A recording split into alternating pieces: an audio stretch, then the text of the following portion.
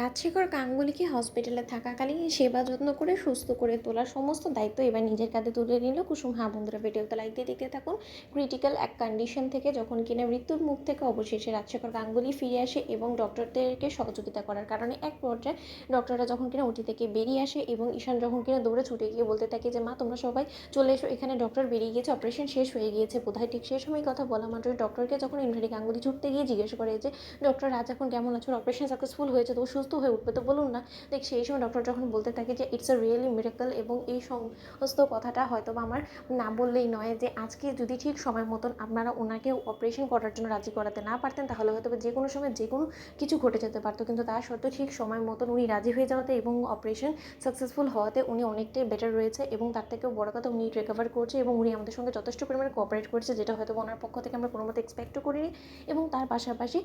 উনি আসার পর থেকে আমাদের সঙ্গে কিন্তু বিন্দুমাত্র কোঅপারেট করছিলেন। আমরা রীতিমতো ওনাকে মেডিসিনের উপরে রেখেছিলাম, কিন্তু যেই মুহূর্তে কিনা আপনার ছেলে এবং বৌমা এখানে এসে পৌঁছয় এবং তার পরবর্তী থেকে তার রিকভারি কিন্তু আমরা অনেক দ্রুতগতিভাবেই আমরা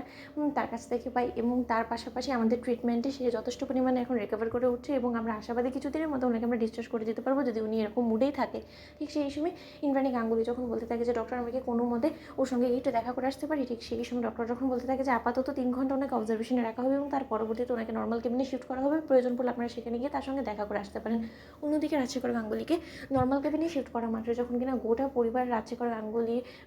খবর নেওয়ার জন্য ছুটে যায় এবং রাজশেখর গাঙ্গুলি যখন বলতে থাকে যে এখন গাঙ্গুলি পরিবার সম্পূর্ণরূপে সম্পূর্ণ হয়েছে, আমার গোটা পরিবারকে অপারেশনের পর চোখ খুলে আমি সামনে দেখা মাত্র আমার বুকটা ভরে গিয়েছে, জানো তো ইন্দ্রাণী, এবার আমি বুঝতে পেরেছি যে তুমি আমাকে বাঁচানোর জন্য অনেক কিছুই করতে পারো, যেটা তুমি করার কথা না সেটাও তুমি আজকে করেছো, সেটাই তুমি আজকে প্রমাণ করে দিয়েছো। ঠিক সেই সময়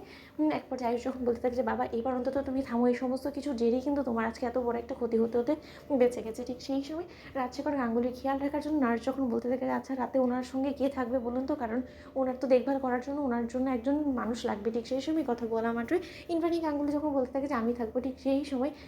কুসুম বলতে থাকে যে দেবী মা আমি খুব ভালো করেই জানি যে ও বাড়িতে থাকার আমার অধিকার নেই, কিন্তু হসপিটালে তো আমি থাকতেই পারি, আমি বড় সাহেবের খেয়াল রাখবো, বড় সাহেবকে সুস্থ সবল করে তোলার আমি সম্পূর্ণ দায়িত্বটা নিজের কাছে তুলে নিতে চাই, দোহাই লাগে আপনি এটা বারণ করবেন না। ঠিক সেই সময় এক পর্যায়ে আয়ুষ যখন বলতে থাকে যে মা আমি জানি তুমি কুসুমের উপরে ক্ষুব্ধ, কিন্তু তা সত্ত্বেও এটা তো তুমি মানো যে একমাত্র কুসুমই পারবে বাবাকে সুস্থ সবল করে তুলতে এবং বাবার ফার্স্ট রিকভারির জন্য এখন কুসুমকে না হয় অন্তত তুমি এখানে থাকতে দাও। ঠিক সেই সময় কুসুমের রাজশেখর গাঙ্গুলির প্রতি যত্ন আত্মীয় দেখে ইন্দ্রাণী গাঙ্গুলি মুগ্ধ হয়ে যায় এবং বলতে থাকে যে সত্যি আমি নিশ্চিন্ত হয়ে অন্তত বাড়ি যেয়ে রিল্যাক্স করতে পারবো, কারণ এখন এখানে কুসুম রয়েছে এবং আমার দীর্ঘ বিশ্বাস যে কুসুম ঠিক রাজশেখরকে